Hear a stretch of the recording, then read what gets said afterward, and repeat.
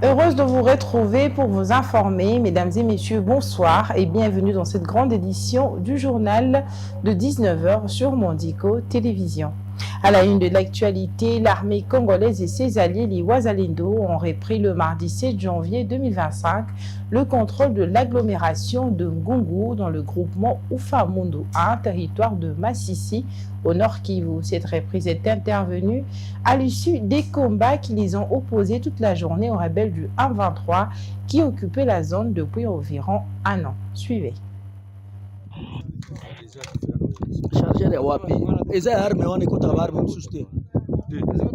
Le FARDC vient de récupérer Massissi, centre, chef-lieu du territoire de Massissi, c'est mercredi 8 janvier, après des violents affrontements qui ont débuté hier, puis tôt ce matin. Nos sources sur place renseignent que le combat se poursuive vers le Chébéré, où les rebelles du 1-23 s'apprêtaient à installer son administration. Rappelons qu'hier, les FARDC ont récupéré la colline stratégique des 3 antennes Ekimoka, capturant des terroristes du 1-23 RDF et saisissant des armes et munitions dans des combats acharnés. Les FARDC intensifient leur offensive contre les terroristes du 1-23, soutenus par le Rwanda, infligeant de lourdes pertes aux rebelles. Les combats qui se déroulent sont d'une violence inouïe, avec des affrontements au sol, des frappes aériennes et des tirs d'artillerie lourde qui dévastent les positions de rebelles du mouvement du 23 mars. Et on reste toujours au Nord Kivu où plus de 102 000 déplacés en 3 jours après l'offensive du 1-23 à Massissi Centre. Les affrontements violents entre les forces armées de la République démocratique du Congo et le groupe armé 1-23 ont entraîné le déplacement massif des populations fuyant la guerre. Plusieurs organisations ont exhorté le 1-23 à cesser ses hostilités et demandé au Rwanda de retirer ses forces présentes en RDC. Images et commentaires. Depuis le début du mois de janvier 2025, les affrontements violents entre les forces armées de la RDC et les groupes armés M23 ont entraîné des déplacements d'environ 102 000 personnes dans les centres de Massissi au Nord Kivu, selon des données d'OCHA. Les combattants ont également causé la mort de 4 civils et blessé 12 autres. Le 4 janvier, le M23 a pris le contrôle de Massissi Centre, une action qui a suscité une vive réaction de la communauté internationale. Le gouvernement angolais a publié un communiqué qualifiant cette occupation d'irresponsable et de grave atteinte à la souveraineté territoriale de la RDC. João Lourenço, président de l'Angola et facilitateur du processus de paix entre la RDC et le Rwanda, a dénoncé cette violation du cessez-le-feu instauré en août 2024 et a exprimé sa profonde préoccupation face à l'intensification des violences. Dans son communiqué, Luanda a également souligné que cette situation compromet gravement les efforts de pacification menés dans le cadre du processus de Luanda et viole les principes de l'Union africaine et de la Charte des Nations Unies. La chef de la MONUSCO, Mme Bintou Keïta, a qualifié cette offensive du 1-23 de tournant tragique, déplorant une aggravation de la crise humanitaire dans la région. À la fin de novembre 2024, Massissi comptait déjà plus de 600 000 déplacés internes et ces nouvelles afflux aggravent encore la situation. Sur le plan international, les États-Unis ont exhorté le 1-23 à cesser ses hostilités et demandé au Rwanda de retirer ses forces présentes en RDC. L'Union européenne a également condamné l'occupation de Massissi et a évoqué la possibilité des sanctions contre les responsables de cette escalade. Malgré la mise en œuvre du mécanisme de vérification ad hoc renforcé sous médiation angolaise, le processus de paix peine à produire des résultats tangibles, laissant la population de l'Est de la RDC dans une situation humanitaire et sécuritaire désastreuse. Nous sommes toujours dans la province du Nord Kivu où la délégation de l'ONG Maman Moulende, dont le professeur Jacques Joly est membre, séjourne depuis le 5 janvier 2025 dans la ville de Goma. L'objectif est de partager un repas de fraternité avec les déplacés de guerre, surtout les plus vulnérables, et leur apporter aussi un soutien moral. Les détails avec Jocelyne Massiala. Une délégation d'organisation non gouvernementale, Maman Moulende, séjourne depuis ce dimanche 5 janvier 2025 dans la ville de Goma, chef-lieu de la province du Nord Kivu. Objectif de cette mission, partager un repas de fraternité en ce début de l'année 2025 avec les déplacés de guerre, surtout les plus vulnérables. Sous l'égide de sa coordonnatrice, Mme Huguette Katumba, la délégation de l'ONG Maman Molende a effectué ce lundi 6 janvier une descente dans différents camps de réfugiés du quartier Mungunga afin d'identifier les personnes cibles, notamment les femmes enceintes, les femmes violées ainsi que les enfants.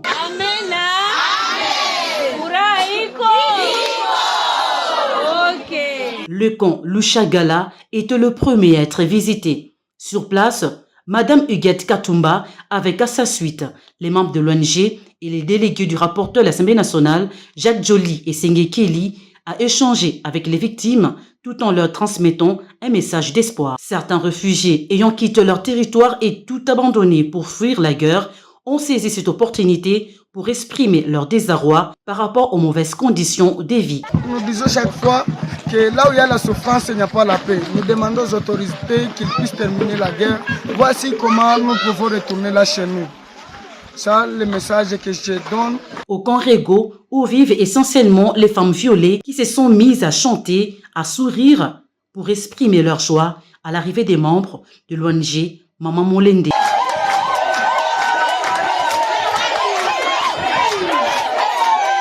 Apporter de la joie à ses compatriotes en situation difficile est le but de ces déplacements de la délégation de l'ONG Maman Molende à Goma, qui sur place a fait face à une réalité inattendue. Les besoins sont immenses et ces réfugiés sont en grand nombre et manquent de tout. Aujourd'hui, nous sommes descendus sur le terrain pour nous rendre compte de ce qui se passe et arriver à identifier les bénéficiaires de notre action de solidarité nationale. Cette visite nous a fait réaliser que les besoins sont immenses. Les besoins sont immenses et nos moyens sont minimes. Un appel à toute personne de bonne volonté qui aimerait participer aussi à cette activité de solidarité nationale. Nos portes sont grandement ouvertes. Notons que cette descente sur terrain constitue une étape préparatoire à l'activité humanitaire qui sera organisée dans les prochains jours.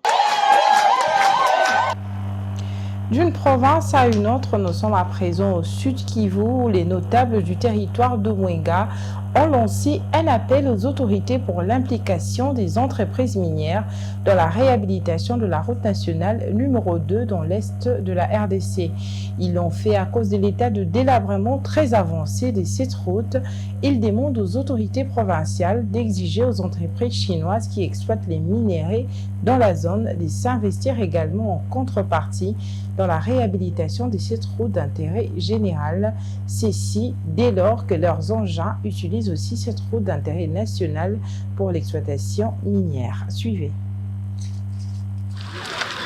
Le délabrement très avancé de la route nationale numéro 2 dans la province du Sud Kivu dans l'ouest de la RDC constitue la préoccupation de la population du territoire de Mwenga où passe cette route. Ces usagers s'insurgent contre les autorités nationales et provinciales qui donnent l'impression d'être indifférentes face à sa dégradation pendant que les engins de plus de 50 sociétés minières appartenant au sujet chinois empruntent cette route sans contrepartie de l'exploitation minière. Une situation qui déplore Jean Bomboué, ingénieur agronome habitant de Kalambi dans le territoire de Mwenga. C'est une route nationale numéro 2.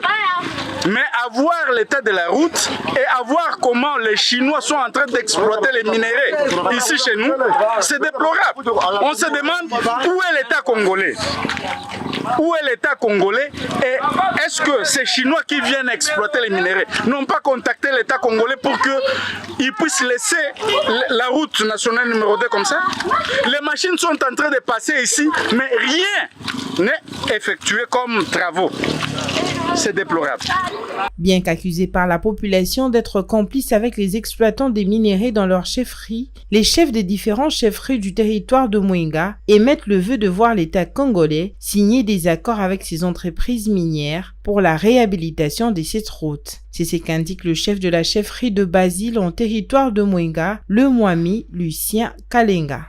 On peut lister aujourd'hui ces sociétés minières, il y en a suffisamment en fait dans cette contrée-là, mais curieusement, la route que ces sociétés, que les engins de ces sociétés sont appelés aussi à passer, se trouvent dans cet état-là. C'est des choses qu'on n'arrive pas à comprendre. Donc, autrement dit, il y a en fait l'autorité provinciale et même nationale doit être regardante par rapport à ce qui s'est fait dans le cadre de l'exploitation minière dans les territoires de Mwenga.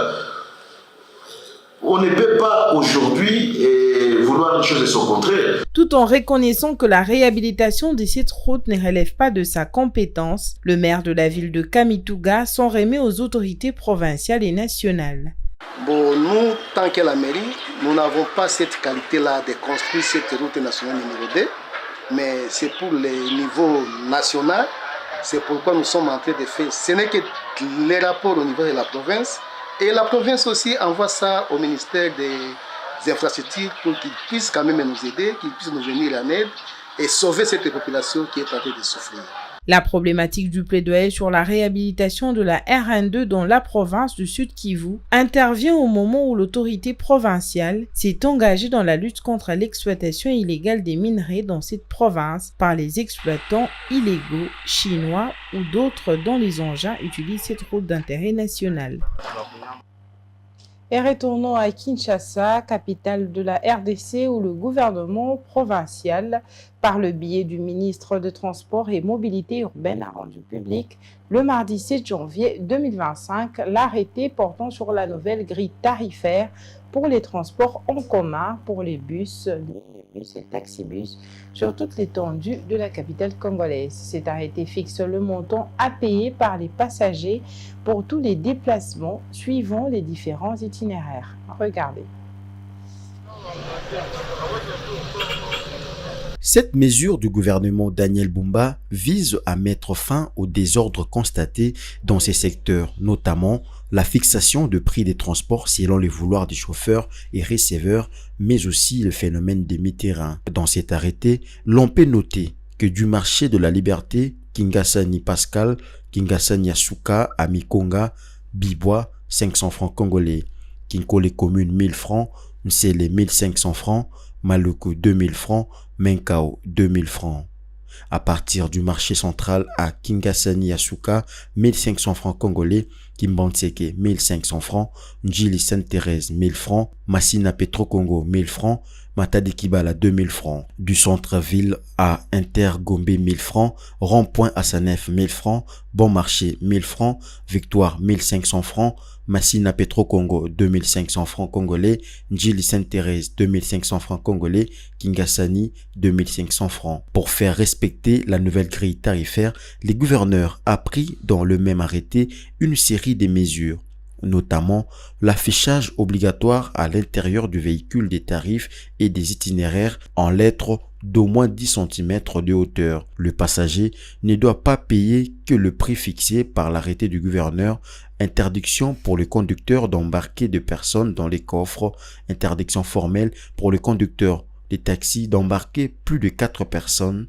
Interdiction pour le conducteur de recourir aux pratiques des sectionnements d'itinéraires des mi-terrains abonnés, solo labien ou direct. Selon le même document, tout conducteur contrevenant qui dérogera à ces nouvelles règles sera puni d'une amende de 50 à 100 $. La nouvelle grille tarifaire entre en vigueur, mais il reste à savoir si les chauffeurs seront satisfaits ou appliqueront cette nouvelle grille tarifaire. Bien avant, l'arrêté du gouverneur de la ville-province de Kinshasa du 22 mars 2023 a existé, mais son application a posé d'énormes problèmes. Malgré le menace des autorités provinciales, le prix ont continué de fluctuer en fonction des heures et des zones, exacerbant le désarroi de la population. Les chauffeurs ont toujours justifié la hausse des prix des transports à la suite de mauvais états de route dans la ville-province de Kinshasa. À Kinshasa, les transports en commun sont un défi quotidien pour des millions de résidents. Avec des infrastructures mal entretenues et une population en constante croissance,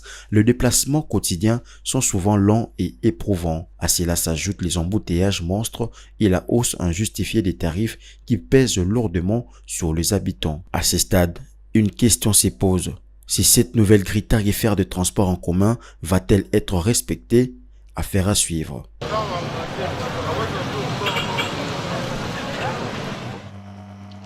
Révision de la Constitution, une question qui fait débat ces derniers temps dans la capitale congolaise.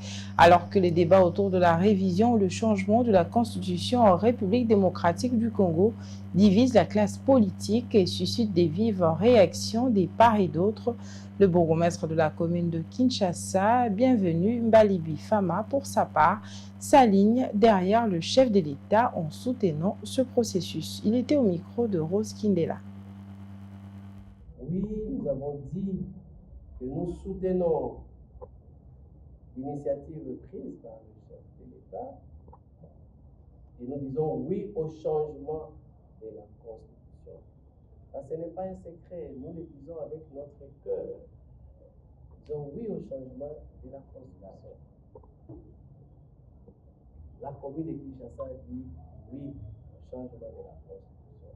Dans cette salle, nous avons reçu le président du Conseil national de la jeunesse qui avait réuni les différentes couches de la jeunesse. Et moi, j'ai participé à cette séance-là.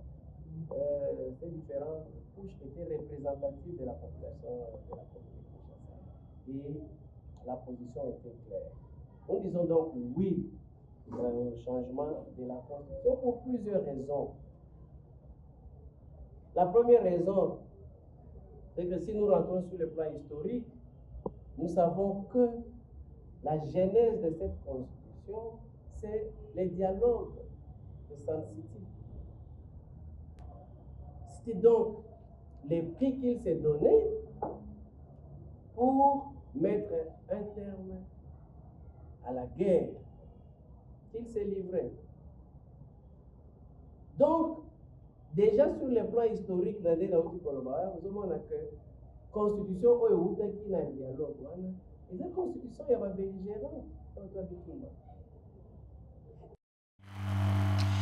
Il s'appelait Patrick Adonis, ce jeune journaliste bien connu des habitants de la ville de Lubumbashi, chef-lieu de la province du Haut-Katanga, a été cruellement tué par des bandits le mardi 7 janvier 2025, tard dans la soirée, alors qu'il revenait du travail. L'Union nationale de la presse congolaise, UNPC, section du Haut-Katanga, condamne fermement le meurtre du journaliste et exige aux autorités de faire la lumière sur cet acte odieux. Les détails dans cet élément. Les cas d'insécurité, on ne cessera jamais d'en parler. Patrick Adonis Numbi Banze, directeur général de la télévision Pamoja Canal, a été assassiné le mardi 7 janvier 2025 aux environs de 23 heures alors qu'il rentrait à son domicile après le travail. Selon les témoignages recueillis, le journaliste Adonis Numbi a été agressé et achevé à coups de machette lui infligés par les jeunes désœuvrés au quartier Upemba. Ses bourreaux lui ont crevé les yeux, la tête quasiment écrasée. Fils unique de sa mère et de son père, Patrick Adonis Numbi était jusqu'à sa mort journaliste à Pamoja Télévision, émettant depuis la ville de Lubumbashi, en la province du Haut-Katanga. L'illustre disparu laisse derrière lui une veuve au terme de leur mariage, qui n'aura duré que 8 mois. Cette tragédie a fortement bouleversé les téléspectateurs louchois, qui connaissaient parfaitement ce journaliste qu'ils ne verront plus sur leurs petits écrans. Le corps du journaliste Patrick Adonis est actuellement à la morgue de la rue 8, au quartier Upemba, dans la commune Katuba. L'Union nationale de la presse congolaise, UNPC, section du Haut-Katanga, condamne fermement le meurtre du journaliste Patrick Adonis. Ce mercredi vers midi, une centaine de journalistes de Lubumbashi ont organisé une marche pacifique pour dénoncer ce meurtre odieux. Ils se sont ensuite rendus au siège de l'Assemblée provinciale pour déposer auprès du président de l'organe délibérant leur mémorandum dans lequel ils dénoncent cet acte ignoble. Rappelons qu'en novembre 2024, une journaliste est également tombée dans les filets des délinquants, cette fois à Kinshasa. Jemima Mogo Mambasa, journaliste à la radio-télévision nationale congolaise, agressée est morte dimanche 24 novembre à l'hôpital du Cinquantenaire à Kinshasa, où elle avait été admise. L'incident s'était à l'époque produit sur l'avenue de la Libération, ex-24 novembre, non loin du Konkokolo, alors que la journaliste était en quête d'un moyen de transport pour rejoindre son domicile. C'était la nuit après son journal. Ce nouveau cas de Patrick Adonis Numbi à Lubumbashi vient soulever à nouveau le problème de l'insécurité qui touche non seulement les journalistes, mais aussi les autres couches de la population, avec la présence des délinquants communément appelés Kuluna. Voilà, c'est par cet élément triste que prend fin cette grande édition du journal. C'était un plaisir pour nous de vous le présenter. Retrouvez la prochaine grande édition demain à 19 h. Quant à moi, je vous dis à très bientôt et très bonne suite de programme sur nos antennes.